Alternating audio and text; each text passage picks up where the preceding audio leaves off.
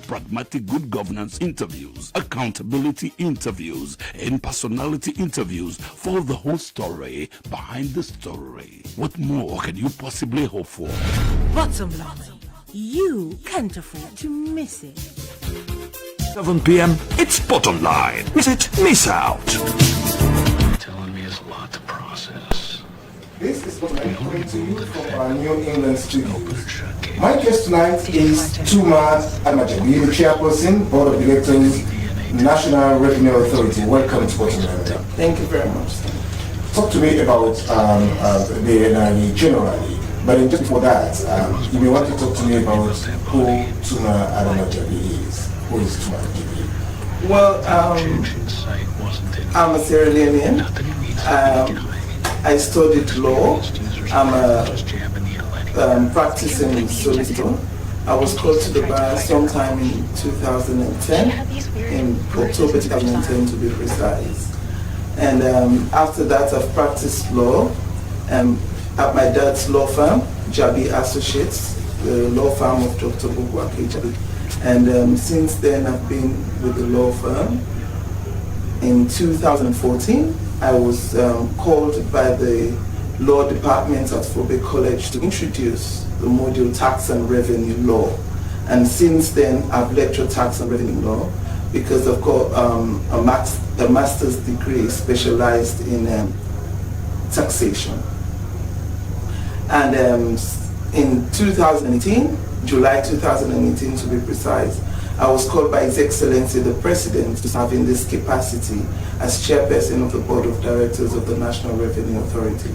And at this juncture, I would like to thank His Excellency the President for appointing me to serve in such a great capacity, and we'll all work hard to make sure that the new direction succeeds. It's over a year now since your appointment, and you are the chair of the Board of Directors NRE. Talk to me about that board itself. How does it factor into the overall operations of the NRE?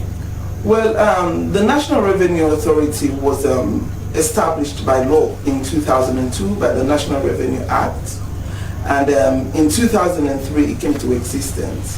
The Act is explicit, it is clear, it states that the Board of Directors are in control and have the supervisory power. It's the topmost on the organogram. They have all the supervisory powers when it comes to the National Revenue Authority. And what we actually do, we have 7 members, including the chairperson of the board. It's a specialized board. It's a unique one because of the work that it does. It's got the chairperson, it's got the Commissioner General, it's got the bank governor, it's got the financial secretary, it's got a legal practitioner, it has an economist, and it also has an accountant. Plus, of course, I've just mentioned the chairperson, so it's 7 members on that board. So everyone has its own unique professionalism to be on that board, and that's how the Act created it. What is the expected outcome of that composition? It's a different expertise, because we're talking about revenue authorities here. You need to have all this expertise on board. You'll agree with me that the National Revenue Authority is the lifeblood, or the revenue authority in every nation is the lifeblood of a nation. So because of that, you need to have the various stakeholders, like the bank governor, it deals with the economy. The financial secretary deals with the economy, representing someone from the Ministry of Finance. You also have the Commissioner General, who he is the CEO of the authority. So he is in charge of the day-to-day affairs, he is the vote controller, and he implements the policies of the board. So he has to be on the board because he needs to bring to the board certain issues, and his own expertise here also needs to be there. We have a tax expert, a tax specialist. They're specialized in taxation. We also have an accountant. We also have the legal practitioner to direct us on the laws. So if we have all these professional people on board, we'll be able to come out with the expected outcomes, like policies, what's good for the NRA. And also the NRA Act gives us the mandate to recommend to the Ministry of Finance or the government revenue policies and laws or tax laws. So we can come up with a draft, we make an input, we can trigger it as well and take it to the Ministry of Finance. Now, if we do not have the requisite professionalism on there, we won't be able to handle issues like that. Now, under your chairmanship of the board over the past year, how has your operation impacted on the success or otherwise of the operations of the NRA? Well, first of all, when we took over in 2018, sometime, the board started sitting sometime in August 2018, the first time we had the board meeting. And we realized that the NRA is short-staffed, especially at the senior management level. There were about 70% vacancies, and one of the most important vacancies was that of the Deputy Commissioner General. The last time it became vacant sometime in 2011, and since then it was never occupied. We realized that most management staff were actually taking up other roles, whether it's in acting positions. So they had extra roles plus what they have to do in their own substantive positions. So now if you overburden someone, you won't get what exactly you may need from them. And this is revenue administration. You need to have the right manpower. You need to have the people there so that you generate the much needed revenue that's needed for a country. So what we did, we made sure that, okay, we need to first of all fill in these positions. We need to make sure that we have the right staff there, the staff that can actually do the jobs, the staff that are qualified to do these respective jobs. And we came on board and we started that and said, okay, we need to fill in those positions, and we filled it in. Now, it's not only just management positions. We were short-staffed even when it came to revenue officers. So who goes out there in the field? Who does the work? Who's out there on the technical side or the practical side of things, the day-to-day affairs? We need to make sure that those positions were filled in, and we have at least a certain amount of manpower to actually do the job. So we made sure that we filled in those positions, and we recruited revenue officers, managers, supervisors as the need. Now, you just identified professionals from different spheres comprising the board of the NRA. You mentioned the financial secretary, you mentioned legal experts, and so on. How does the board work, considering the expertise, probably the busy schedule of these people? How often do you meet? How do you discuss the operations of the authority? Or is it that maybe effective or efficient management is only left with the CEO and his team? Well, we are actually on the supervisory and control side of things. We make the policies, we come up with decisions, and we pass it over to Commissioner General. How often is that done? The Act actually says you meet a minimum, or at least once every 2 months. But because of the nature of the authority, it's revenue administration, we sometimes meet. The minimum could be at least once a month, but sometimes when the need arises, we can meet twice a month. But it's one of the most busiest boards ever, because you're dealing with revenue administration. Things changes. It changes a lot. Even the figures, they do fluctuate sometimes. And when revenue is kind of like going down, we need to meet, we need to know what's going on. There is transformation. Some ideas will come up as to what we should do to actually mitigate certain circumstances. So depending on the need, but we'll meet at least once a month. Now, you just identify finance, if you like, experts, just identified other professionals, constituting the board and from the background of finance. And you've been a lawyer. How does, all of those, if you like, financial terminologies and all of this, how do you fit in all of this as I said of the authority?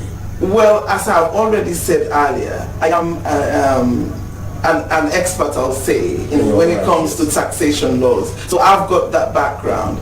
And also when you have the experts talking as a lawyer, you'll be able to dissect as to what you may need or ask leading questions for you to have clarity on it. And you're there really as the chairman, you're steering the ship. So whatever you do not understand, they're there to explain it to you because they're the experts. That's the reason why those different experts are on the board, to make sure that it is explained to us and we understand it and we'll be able to map the way forward. But because of my taxation background, it makes it extremely easier for me as well. And what's the relationship between the board and the management? It's a wonderful relationship. I'll say we are privileged and honored to have such a good working relationship with management. The board really interfaces more with the Commissioner General. And it happens that the Commissioner General, he wears two hats. He's the Commissioner General and he's also a director on the board. So he's always there. And we try to strike a relationship because sometimes it's not always about a straight jacket. You know, you have to understand the issues for you to come up with solutions or policies on it. And we have a wonderful working relationship. And I'm sure that revenue figures are speaking that. All right. Madam Chair, to what extent, considering the nature of the job at the NRA, talking about revenue generation and what have you, and also considering the role of the Ministry of Finance generally, I was wondering the level of pieces of advice probably you provide to the Ministry of Finance insofar as tax policy and administration are in issue. Well, first of all, I want to actually thank the Ministry of Finance and a special one to the Minister himself, Mr. Jacob Christopher. He has been extremely wonderful and helpful. It's one of the ministries we do hear people having issues with the MDAs or the ministry or the minister. Touchwood, so far we do not have it because we try to have that kind of relationship with them. We go there, we explain things to them. As I already said, the same strategy we use with the management is the same we use with the minister. And he's very helpful, he's very understanding. I'll give you, for example, with regards to our agency fee. It's just an example. All these years, the Act states that the National Revenue Authority is entitled to 3% of revenue generated as an agency fee, and that should be paid annually. What's agency fee? The agency fee, because we are the agent, the National Revenue Authority is an agent that has a sole mandate to collect revenue on behalf of the state. So the money, say for example, if we collect 1 billion loans per day or per week, we are entitled to 3% of it. Is it like the lawyers 10% you see? Something like that. So, but the Act is explicit on it. That's the funds that the authority lives on. So the fund it lives on is the 3% fee that's been paid out of revenue generated. The Act says it should be paid annually. But over the years, there has been this issue between NRA and the Ministry of Finance because sometimes it takes a while. Sometimes it will take over 6 months that the authority is not able to achieve on its mandates because of lack of funds. But when this new administration came in, they saw the need. They said, no, we don't want to be having any issues with the National Revenue Authority. We want to be on good terms with them because we want them to do their work and we also want to do our work. And we do realize that you cannot do it without these funds. So what we're going to do, even though we haven't amended Act per se, but we will in the 2019 Finance Act go to Parliament and say, whatever monies that are being generated, the 3% will be paid weekly. So now the authority can work. The National Revenue Authority can work. It can achieve on its mandate. We do not have these issues anymore with the Ministry of Finance. We have not been paid. You're holding on to our funds. Not anymore. And this only happened because we have the kind of supportive ministry headed by the Minister of Finance with Mr. Jususafa. So I want to say thanks to him for that. We are also aware of the pronouncement by His Excellency the President, requiring the all MDs or generating, if you like, revenue generating institutions to deposit into the consolidated fund all revenues generated. The pronouncement signaled implementation of what you find out to be the Fiscal Management and Control Act. How would that increase if it has not revenue generation? Well, in fact, it has increased it. That's the executive order number 1, What the president did when he came in, he immediately said that all money is generated. We do not per se have an account. Say it's a transit account. So whatever monies that are being generated by the National Revenue Authority, be it taxes, be it fees, these monies coming into this transit account, into the different commercial banks that we use, and immediately by the end of the banking day, it goes directly to BSL, into the Consolidated Revenue Fund. So it doesn't stay in the transit account, it goes to BSL. So there is transparency, and we have transparency and accountability. So because of that, you won't start thinking of any other, funny things to do. You actually see the money that's been generated per day, not even weekly, when before it will be weekly, sometimes monthly, not anymore. So everything comes in per day anymore. It doesn't stay in those accounts. It goes directly to the government. Now, as an expert, you just mentioned that you also lecture module dealing with revenue generation, in Sierra Leone University. There is this concern, if not fear, that with the Fiscal Management and Control Act, there's a likelihood for institutions or MDs, to lose control over what they generate. And this is likely to affect timely response to their needs. I do not believe that they will lose anything. If anything at all, is that we'll be accountable and we'll be transparent here. Because I do not see why one would want to hold on to such monies. All these monies that are being generated, because if you go to certain ministries and departments, you will see an NRA staff there, and you'll be issued with an NRA receipt. If you go to, say, for example, Ministry of Lands, whatever you pay, whether it's your fines, whether it's the fees, whether it's your freehold consideration, whatever it is, you're given an NRA receipt anyway. So NRA is present there. It's been made clear in the Finance Act that NRA should be present in all MDAs to collect taxes, fees, and whatever fines, even at the courts. So NRA is always there. So NRA has the sole mandate to do this. We collect all those monies, and we've got the banks, the transit banks, and from there it goes to BSL. I don't see how it can affect anyone wanting to hold on to these monies, because it's not yours anyway. It goes to the government, and the Ministry of Finance has the mandate to distribute to you whatever your funds. How timely is that, do you think? Sometimes there's this protracted, route taking to have, funds disbursed sometimes, to MDs and the like, should they require me to respond to their own personal needs, institutional needs? How timely do you think that? I believe that's for the Ministry of Finance to answer. We only have the mandate to generate the funds and pass it over to PSL, and it's the Ministry of Finance that deals with expenditure. But I believe with their budgets and all of that, you present your budget, is approved by the Ministry of Finance, then it goes to Parliament, then it's for them to disperse it. You just spoke of the 2019 Finance Act. From what we report on, or what we had, it provides for the use of web-based, they call it ASICUDA system. How is it impossible that unscrupulous individuals do not bypass the system? Well, it is watertight. With every other thing, there may be people that will bypass, but we haven't had any reports so far of any bypass. What's the magic? It's a technology. We use one of the best technologies, which is the ASICUDA World, and the monitoring system as well. Now, I don't know whether you've been down to the ports. When you go to the customs office, we also have the tracking system, the tracking monitors there that will have on the system. Say, for example, if you, Mr. Kapua, import something, and you could be anywhere in the world, and import it and input it on the ASICUDA system, do your declaration on the system. So when you declare it, it tells you exactly, it shows up on the tracking system. If you go to the ports, you go to the different corners, you will see it straight away comes up that so-and-so tracking, so-and-so person has inputted the declaration.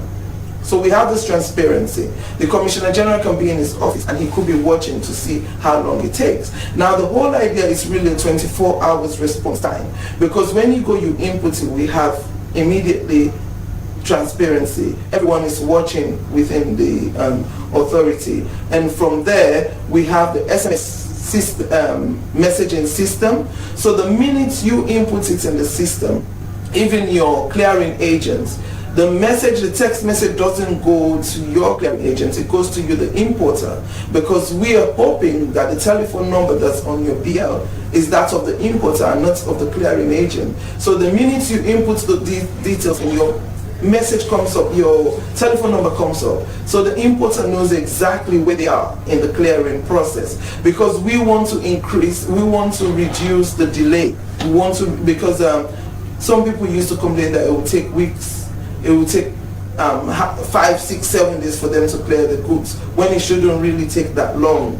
So which is why we have introduced, we are now rolled over from something called Asikuda Plus Plus to Asikuda World. You declare it, everything is online. We want to do a one-stop shop, which is why we've also brought in commercial banks into the customs. So it's like you don't need to go out and you don't need to congest other commercial banks. So as soon as you're there, you've done your declaration, and they've come up with whatever you need to pay. There's the bank there where at the key, there's the banking booth where you pay your duty and everything on that, and from there, if it needs 100% examination or any form of examination, they will check it. But we are trying to reduce on 100% examination, because we have something called the PCA, which is the post clearance audit. So if you clear your goods, we're not too satisfied, or even will allow it to go to decongest the port, we'll allow it to go, then we'll have one of the agents to actually go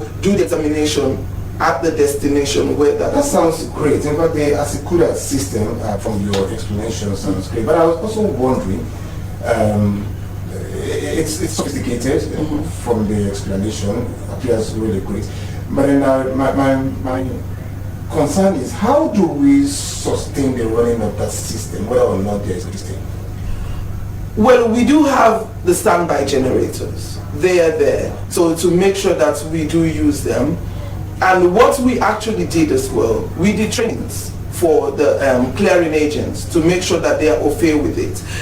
When it first started, as you know, with anything new, any new technology or new reform, certain people will try not to, they will always find excuses not to follow it. Oh, I'm in my office, I tried to do the declaration, I didn't have internet, I didn't have... So what we did, we found the hub and the customs to say, okay, this is here, come do the training, we'll make XYZ computers available, make sure you come here and do the declaration. But this is the new NRA, and this is how it's going to be. Even worldwide now, when it comes to revenue administration, the trend is automation.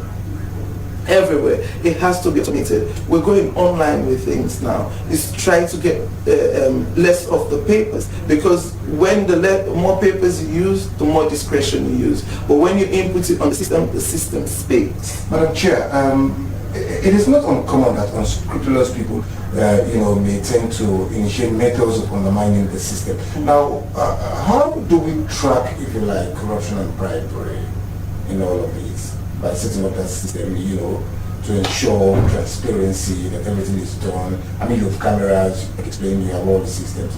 Is there any way you are able to track people who may appear to do otherwise? Well, first of all, we have, even though it's not visible, but we have the presence of anti-corruption around. So anti-corruption can pop in at any time, as and when. You mean the scorpions of the ECC? Oh yes, sir. And we do not know them, but they come in with the wind and go back with the wind. But the other thing that we tried to work on as well, as I said earlier, was the SMS message. Now that SMS messaging doesn't only tell you that you've done a declaration. It tells you also when you've been assessed, what you have to pay as an importer. It tells you about all payments that you need to pay, and that SMS message doesn't go to the clearing agent. No, it goes directly to the importer, the person that owns the goods. So because of that, you will know what you'll have to pay. So I do not see why you might want to encourage bribery or corruption.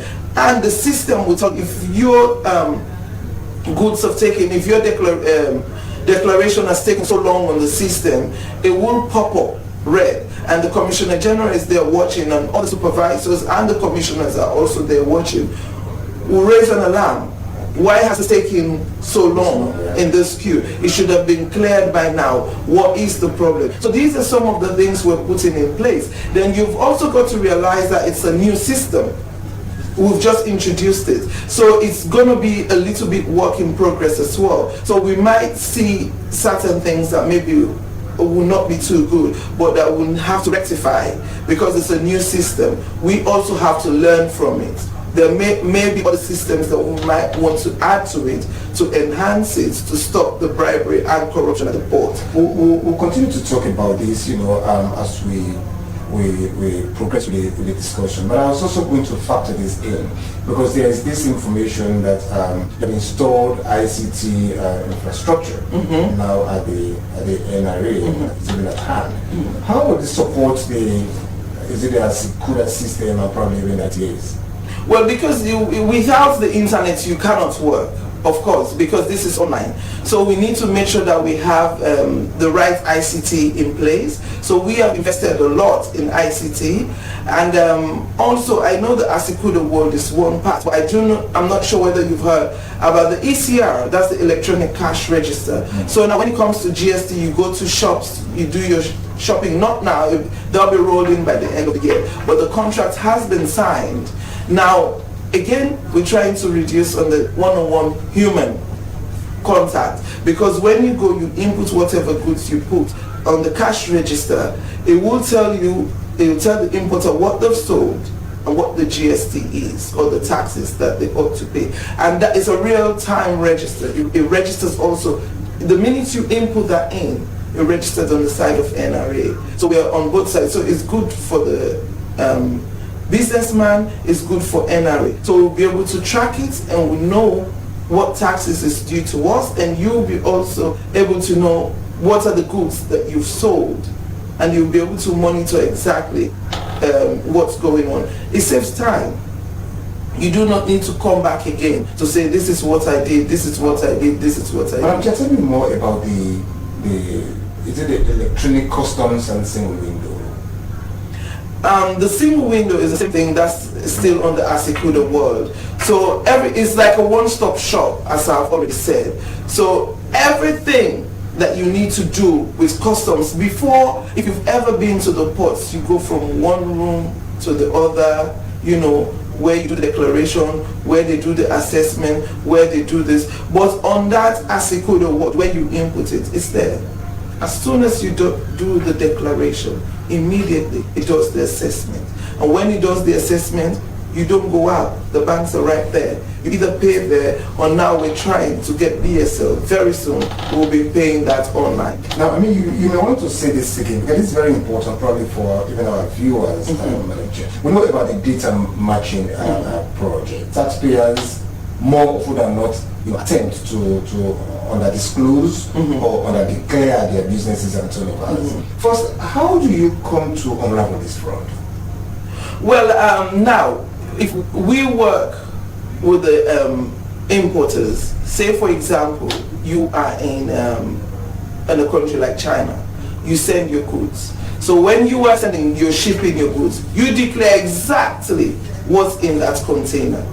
And that information now, we'll be able to get hold of that information, and it's in our system to say that container XYZ, it's on its way, this is what that's in there, and this is what that was declared, and this is how much it costs. But sometimes when it comes here, people declare exactly what's in the container. In case any damages or anything happens, they want it to be refunded, or they want some form of compensation for it. So on that side, where they're actually exporting it, on that side, they do the real declaration. But when it comes in, someone may want to under-declare. So because we already have that information, we know what's in there. And we also have a global pricing for certain goods. Say for example, if it's a paper, we know roughly how much it will cost. So if you under-declare, the system will pick it up. It will take you to a lane called the red lane to say, this is not how much it should be.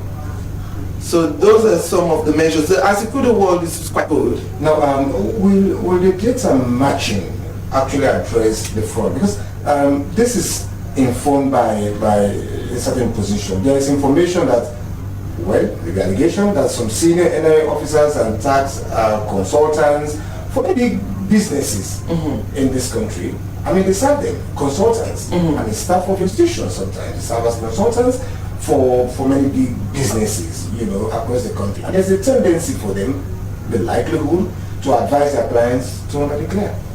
Well, first of all, you shouldn't have any other job. If you're working at the National Revenue Authority as an employee, You can't be a tax consultant. No. Unless, of course, if you come with queries at the authority, the person in their respective capacity can answer those queries, but they ought not to serve as consultants in a private capacity. They shouldn't do that. Why is that? Because you cannot be a referee and a player at the same time. There is conflicts right there. And you are there at the authority to collect revenues, to make sure that we generate the much needed revenue. And you are, on the other hand, advising someone to underdeclare. In case you are just joining us, you are watching Bottom Line, and my guest tonight is Tuma Adama Jabi. She is the chairperson of the board of directors, not board of trustees. I was going to say board of trustees as a Serial Broadcasting Corporation, but she is the chair of the board of directors of the NIA, and she is here taking us through the highs and lows of the operations of the NIA and how their job as a board factors into the overall operations of the NIA. We'll be back shortly with some of the text messages that are coming in. You continue to send them to 030-022-639, 030-022-639. The program is Bottom Line. We'll be back shortly. Coming up on Bottom Line this Tuesday, research within the winds of change blowing at the NRA to see the impact of reforms within the Customs Department. We ask, how will the newly introduced SMS messaging system in the Asikuda help ease the process of clearing goods and reduce bureaucracy and corruption? What do business people stand to gain from the introduction of operations on Saturdays and the in-house banking system at Customs? Join your host, Joseph Egbenda Kapua, as he talks to the Chairman, Board of Directors, NRA, Tuma Jabi, on these and the recently held retreat between the NRA Board of Directors and staff of the Ministry of Finance to discuss the draft NRA Act. That's coming up this Tuesday on Bottom Line at 7 p.m. on the SLBC, the nation's public service broadcaster. And don't forget, you can also catch us on Facebook at SLBC TV channel 31 and also on YouTube. Be a part of the conversation. This Tuesday at 7 p.m. it's Bottom Line. Miss it, miss out.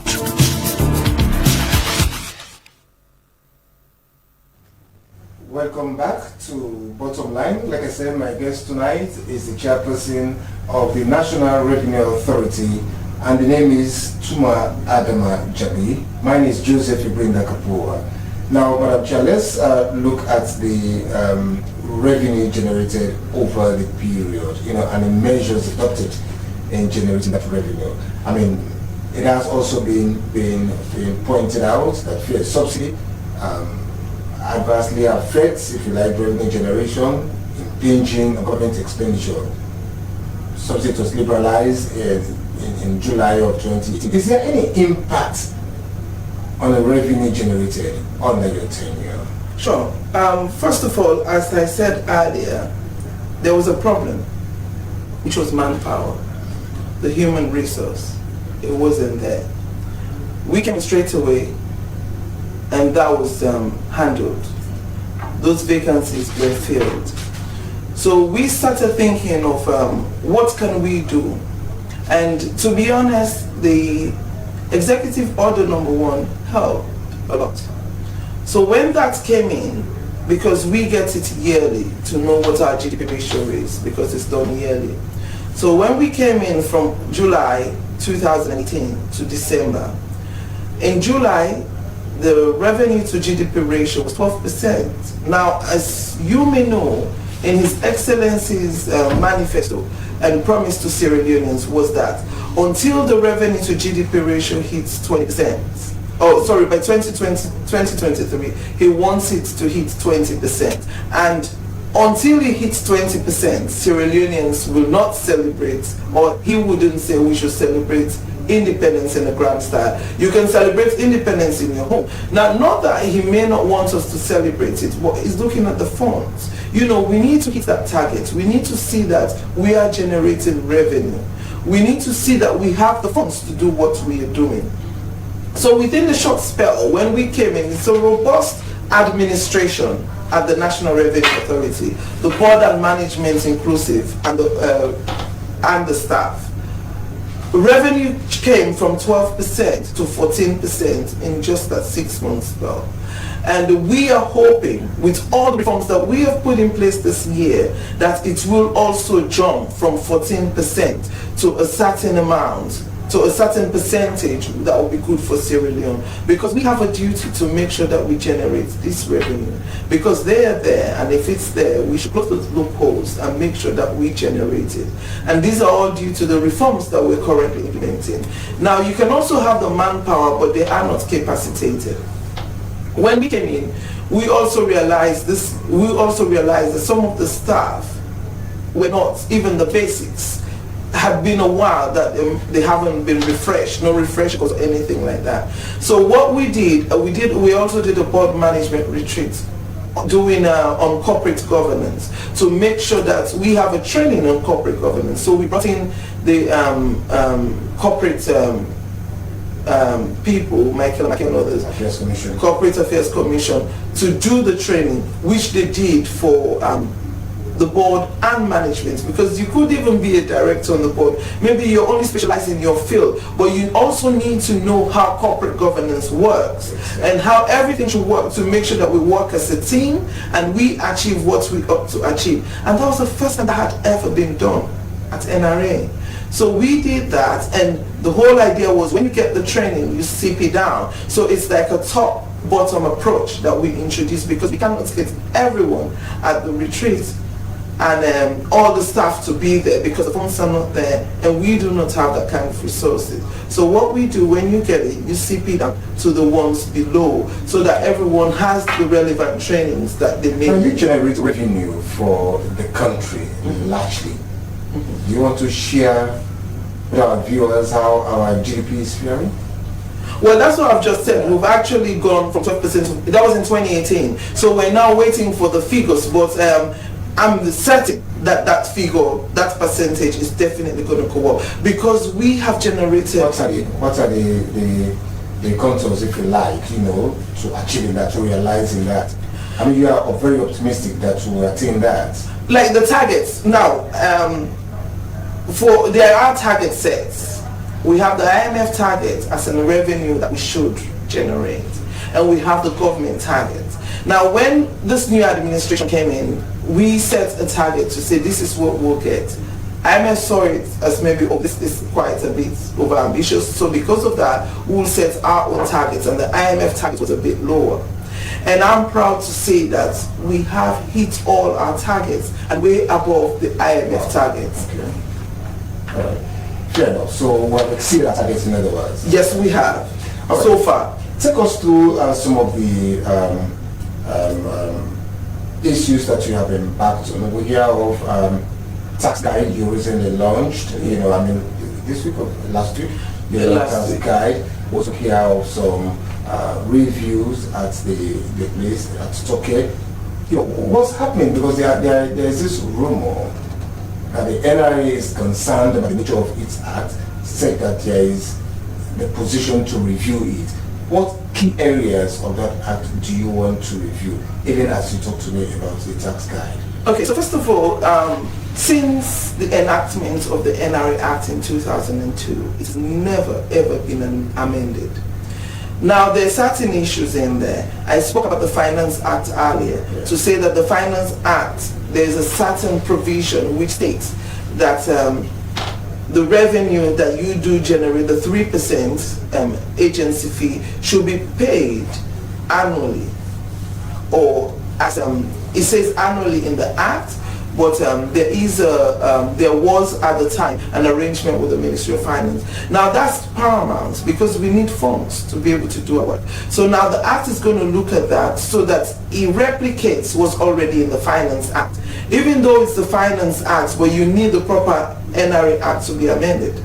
Secondly, even though the NRA, our supervisory ministry, is the Ministry of Finance, the National Revenue is semi-autonomous. Meaning we are on our own.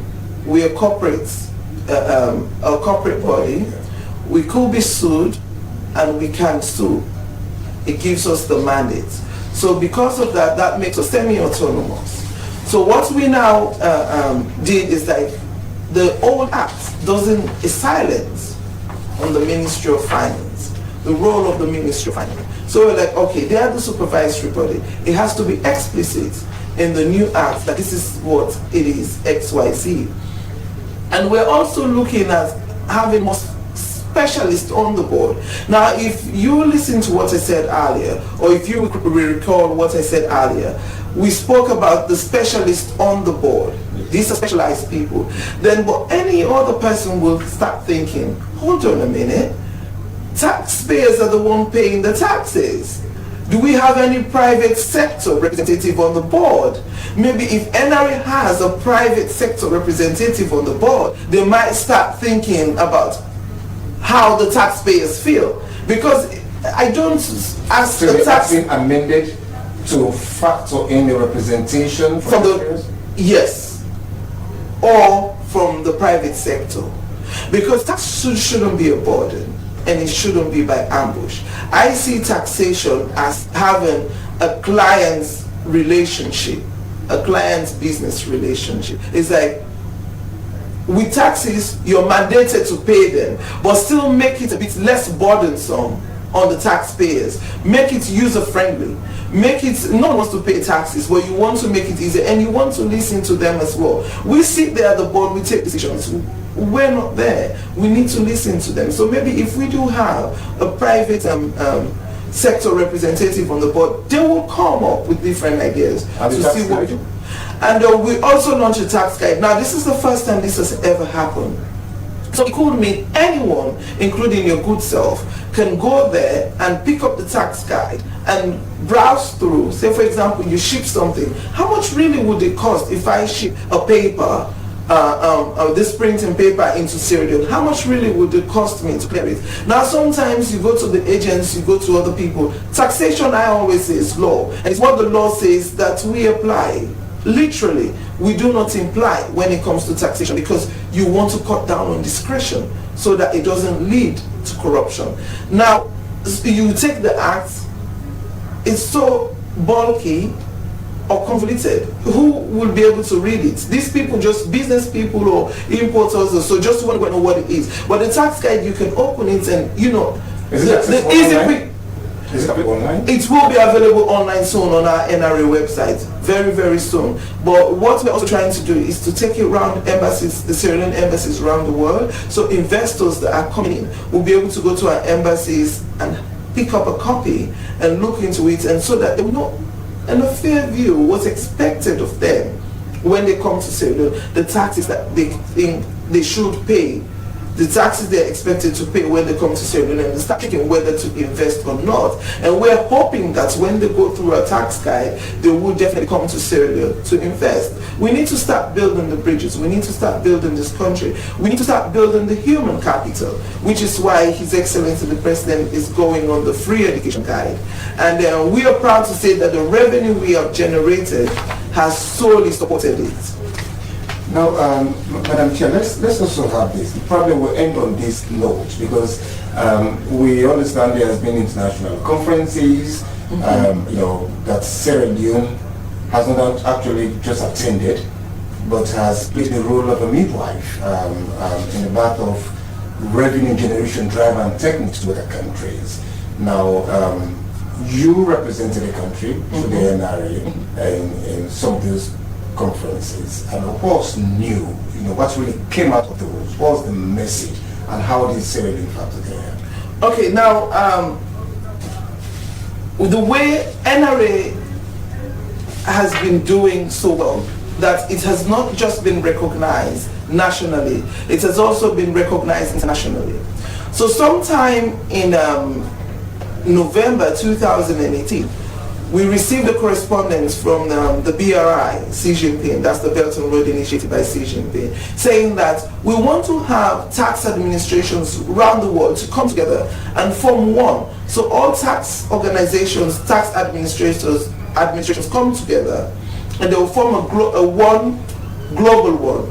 So when they come together, you'll be entitled to like trainings, and basically they want to have a tax-friendly environment worldwide. So they requested us to go there. We went there, but the way they saw how we deliberated and did what we are doing, they said, okay, you know what? We want Sierra Leone, we're having an election, we have to form the council for the BRITECOM. That's the Belt and Road Initiative Tax Administration Cooperation Mechanism. So that's the international one we're talking about. So they said, well, the way Sierra Leone is doing well, we really want Sierra Leone on, but it's an election, so you have to run for the position. So then we ran, and they said, we do not want no less a person but the board chairperson to run for this position. And it was the position of the vice chair, because the chair is the country that hosts that conference that will become the chair. So the vice chair, they want 4 vice chairs to represent worldwide. And I can proudly say that we went into elections and Sierra Leone actually won. And we became one of the 4 vice chairs for BRITECOM, and in my humble self represent Sierra Leone, and not just represent Sierra Leone, the National Revenue Authority, and I happen to be the only female and the only African on that council. How did you canvass support? I mean, you were there alone from Sierra Leone and all of this, and we're talking about election. Yes. How were you able to clinch your way through, if you like? Well, I did my presentation, and I did the gains, what Sierra Leone has done under the short while the national revenue had done, and our goals and where we intend going. So because of our achievements and our goals in the future and the presentation that I did, and I really didn't do any campaigning. It was only my presentation I did, and it was time to vote. And it was time to vote, and by the time you know, overwhelmingly, I was appointed. I was elected. So I said, okay, and I wasn't just appointed. They're like, you know what, you've done so well, we want you to be in charge of the conferences. So okay. I am actually in charge. And on that note of your election, let me congratulate you, Madam Chair, on being the Vice Chair of that body. I'm afraid that's all what we have time for, but just before we go, let's see what some of our viewers have been saying. I think this is a wonderful approach. Keep doing the good work. The President made no mistake in choosing Madam Tuma Jabi. Keep up the good work. This is from Lecturer J.Y. Mahoy, Robi. Madam, my question is on tax deduction. Why NRA are taxing rent allowances from civil servants who are residing in low-cost houses with private homes, who I believe private house owners are paying city rates to council, but the civil servants' monies are cut as rent and tax to the NRA. Probably you may want to go through this if you have time. I'm afraid we don't have time for that at the moment, but we will endeavor to canvass a response from the NRA through the board chair, Mr. Lecturer J.Y. Mahoy, insofar as the rent and the tax to the NRA is an issue. Hope you have enjoyed the program. Like I said, our guest tonight has been the board chair of the NRA, and Tuma Adama Jabi, who's been taking us through the first 14 months of her leadership at the NRA as chair of the board, the highs and lows of the administration at the NRA, and what they have been able to achieve largely as a board. We hope you've enjoyed the program, but if you missed part of all of this edition, we are back with a fresh edition of Bottom Line next week. This program was produced by the Deputy Director General, Almami Lahai Kumara, and with many thanks to members of the technical crew. Joseph Igwenda Kapua is the name. Bye-bye. Coming up on Bottom Line this Tuesday, we search within the winds of change blowing at the NRA to see the impact of reforms within the Customs Department. We ask, How will the newly introduced SMS messaging system in the Asikuta help ease the process of clearing